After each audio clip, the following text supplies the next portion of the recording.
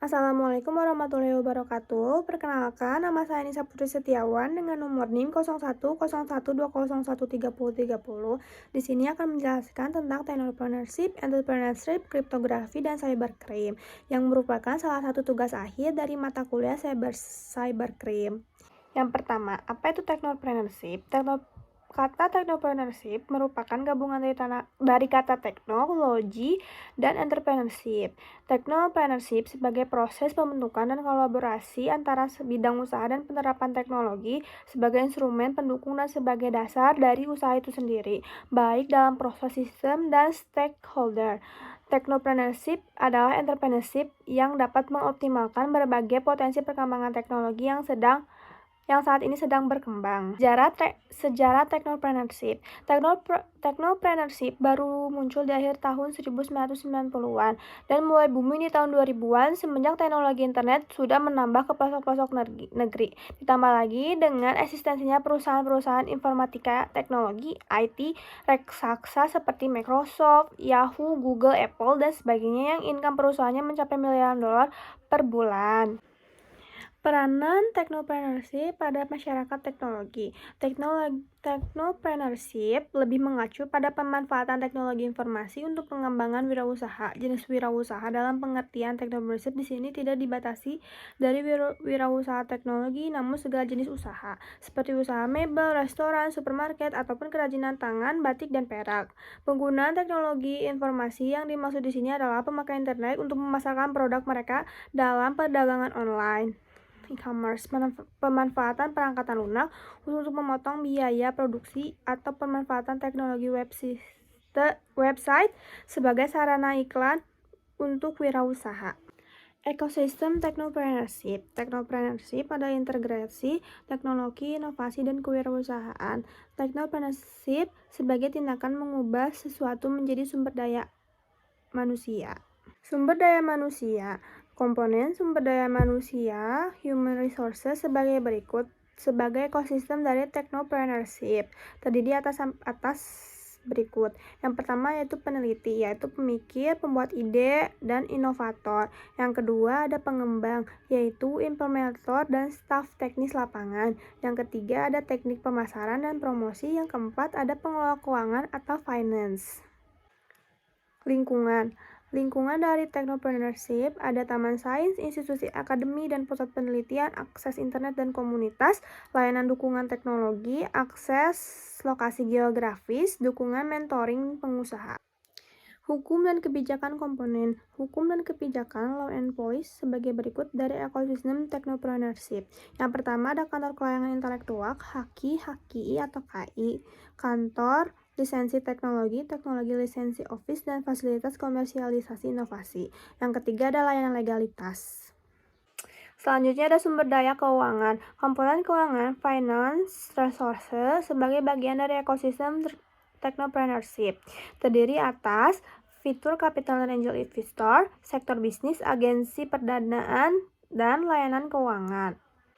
Selanjutnya ada entrepreneurship atau kewirausahaan, adalah ilmu mengenai perilaku, kemampuan nilai seseorang yang mampu menghadapi tantangan hidup serta dapat mendapatkan peluang dan siap dengan resiko yang akan diterimanya. Entrepreneurship atau wirausahaan adalah seseorang yang mempunyai kemampuan untuk menggunakan dan mengkombinasikan sebagai sumber daya seperti keuangan, bahan mentah, tenaga kerja, keterampilan, dan informasi untuk menghasilkan proses produksi, bisnis, serta organisasi baru, serta mampu mengkombinasikan menggunakan sumber daya serta unsur-unsur internal seperti visi, motivator, optimisme, komunikasi, semangat, serta kemampuan manfaat dari peluang kerja. Adapun ide bisnis dan peluang usaha.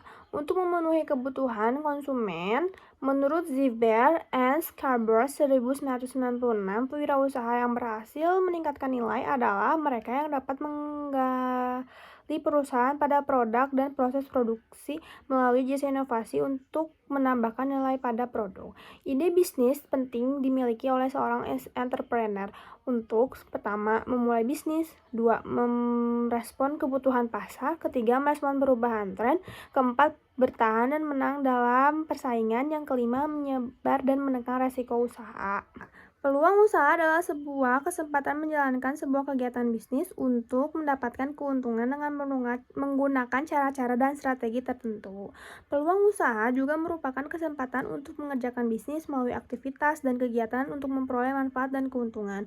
Manfaat sangat penting untuk menjadikan bisnis tersebut berguna dan terus dibutuhkan oleh konsumen sehingga dapat berjalan secara berkelanjutan. Secara garis besar, macam-macam ide dapat berubah menjadi peluang.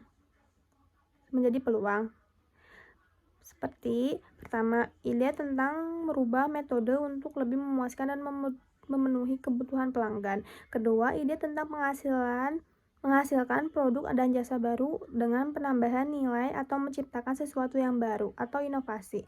Yang ketiga, ada ide modifikasi pekerjaan dan cara melakukannya. Adapun sumber-sumber peluang usaha, yang pertama cita-cita, tekanan, kecenderungan pasar, inovasi baru, dan komplement baru. Solusi peluang usaha. Solusi dari permasalahan peluang usaha baru yaitu yang pertama mampu bersikap objektif serta berupaya mencari gagasan untuk produknya. Yang kedua, mendekat ke segmen konsumen yang dituju. Yang ketiga, memahami proses dan teknik produk. Yang keempat, melakukan penelusuran kebutuhan finansial untuk pendanaan produksi dan pengembangan usaha. Yang kelima, memahami hukum mengenai produknya. Selanjutnya ada pengertian dari kriptografi. Pengertian secara deskripsi sebagai proses merubah ciphertext menjadi plaintext. Informasi yang bisa dimengerti menggunakan algoritma kriptografi dan kunci. Sedangkan Menurut enkripsi, proses merubah data menjadi ciphertext, informasi yang tidak bisa dimengerti secara ilmu kriptografi. Sejarah kriptografi. Kriptografi sudah digunakan sejak 400 tahun yang lalu di Yunani. Alat yang digunakan adalah stylus. Pada Perang Dunia Kedua, pemerintahan Nazi Jerman membuat Enigma. Namun Enigma, mesin enkripsi yang dinamakan, berhasil dipecahkan oleh pihak sekutu, di mana hal ini dikatakan yang di dunia sebagai faktor mempersingkat Perang Dunia Kedua. Tujuan dari kriptografi yaitu kerahasiaan atau confidentiality. Merupakan layanan yang ditujukan untuk menjaga agar pesan tidak dapat dibaca oleh pihak-pihak yang tidak berhak. Yang kedua ada integritas data atau integrity. Merupakan layanan yang menjamin bahwa pesan masih utuh atau asli atau belum pernah dimanipulasi selama pengiriman. Yang ketiga ada memudahkan autentikasi, yaitu menggunakan kriptografi untuk autentifikasi pengguna dan sistem lainnya yang meminta izin mengakses atau mentransaksi dengan penggunaan sistem entitas dan sumber daya lainnya. Ancaman kriptografi. Percobaan yang dibuat untuk mengungkap plaintext atau kunci dengan mencoba secara kemungkinan kunci. Trial and error pada ciphertext yang didapatkan. Serangan ini membutuhkan waktu yang sangat lama. Analytic attack menganalisa kelemahan algoritma kriptografi dengan memecahkan persamaan-persamaan matematika yang diperoleh dari definisi suatu algoritma kriptografi. Orang yang menganalisis harus mengetahui secara mendalam algoritma kriptografi untuk menghindari serangan ini. Pengguna harus sering mengecek informasi terbaru tentang teknik kriptografi dan kelemahan atau celah keamanan yang ditemukan. 3 kriteria algoritma kriptografi yang aman. Yang pertama, persamaan matematis algoritma kriptografi mungkin dipecahkan dengan analytic attack. Yang kedua, biaya untuk memecahkan ciphertext melampaui nilai informasi yang terkandung dalam ciphertext tersebut. Yang ketiga, yaitu waktu yang diperlukan untuk memecahkan ciphertext melampaui lamanya waktu informasi tersebut harus dijaga. Selanjutnya adalah pengertian dari cybercrime. Cybercrime merupakan bentuk-bentuk kejahatan yang ditimbulkan karena pemanfaatan teknologi. Cybercrime dapat didefinisikan sebagai perbuatan kecanggihan teknologi komputer dan telekomunikasi. Kriminalitas dunia maya, cybercrime, atau kriminalitas di internet adalah tindakan pidana kriminal yang dilakukan pada teknologi internet, cyberspace, baik yang menyerang fasilitas umum di dalam cyberspace ataupun kepemilikan pribadi. Keempat, 4 ruang lingkup dalam kejahatan komputer atau cybercrime. Yang pertama, komputer sebagai instrumen untuk melakukan kejahatan tradisional seperti digunakan untuk melakukan pencurian, penipuan, dan pemalsuan melalui internet. Di samping kejahatan lainnya seperti pornografi terhadap anak-anak, prostitusi online, dan lain-lain. Yang kedua, komputer dan perangkatnya sebagai objek penyalahgunaan di mana data-data di dalam komputer yang menjadikan objek kejahatan dapat saja diubah, dimodifikasi, dihapus, atau dipublikasikan secara tidak sah. Yang ketiga, penyalahgunaan yang berkaitan dengan komputer atau data yang dimaksud dengan penyalahgunaan di sini yaitu manakala komputer dan data-data yang terdapat di dalam komputer digunakan secara ilegal atau tidak sah. Yang keempat, unauthorized acquisition, discrimination or use of information and data yang berkaitan dengan masalah penyalahgunaan hak akses dengan cara-cara yang ilegal. Motif kejahatan di internet. Motif intelektual. Yang pertama ada motif intelektual, yaitu kejahatan yang dilakukan hanya untuk kepuasan pribadi dan menunjukkan bahwa dirinya telah mampu untuk merekayasa dan mengimplementasikan bidang teknologi informasi. Motif kedua ada motif ekonomi, politik, dan kriminal, yaitu kejahatan yang dilakukan untuk keuntungan pribadi atau golongan tertentu yang berdampak pada kerugian secara ekonomi dan politik pada pihak lain. Ancaman terhadap pengguna internet menurut Bertin et al. Yang pertama, menguping, eavesdropping. Kedua, menyamar, Max Querent.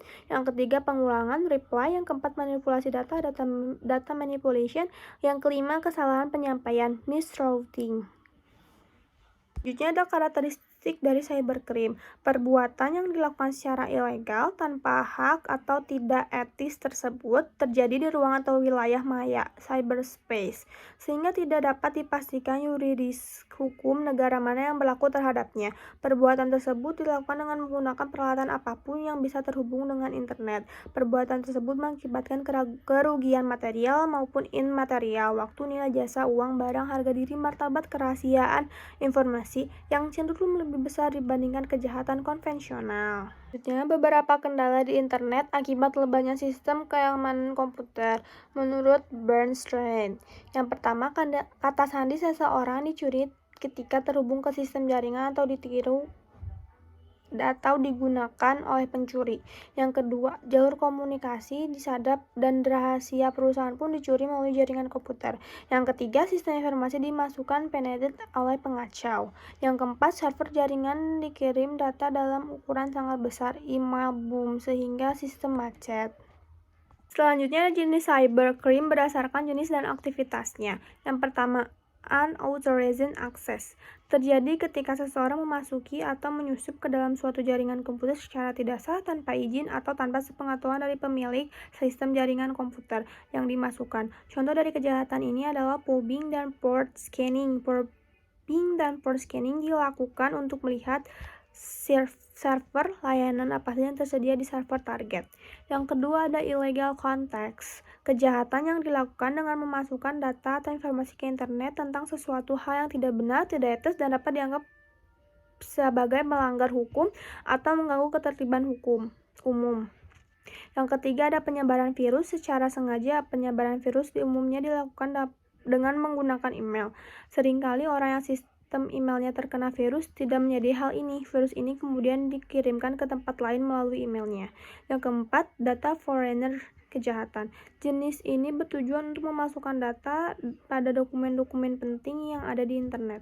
Yang kelima ada cyber espionage, sabotase, dan extorting. Cyber espionage merupakan kejahatan yang memanfaatkan jaringan internet untuk melakukan kegiatan mata-mata terhadap pihak lain dengan memasukkan sistem jaringan komputer ke pihak sasaran. Sabotase and extortion merupakan jenis kejahatan yang dilakukan dengan menggunakan gangguan, perusakan, atau penghancuran terhadap jaringan. Modus kejahatan cybercrime di Indonesia. Yang pertama adalah pencurian nomor kartu kredit. Yang kedua, memasukkan modifikasi atau merusak homepage, hacking. Yang ketiga ada penyerangan situs atau email melalui virus atau spamming.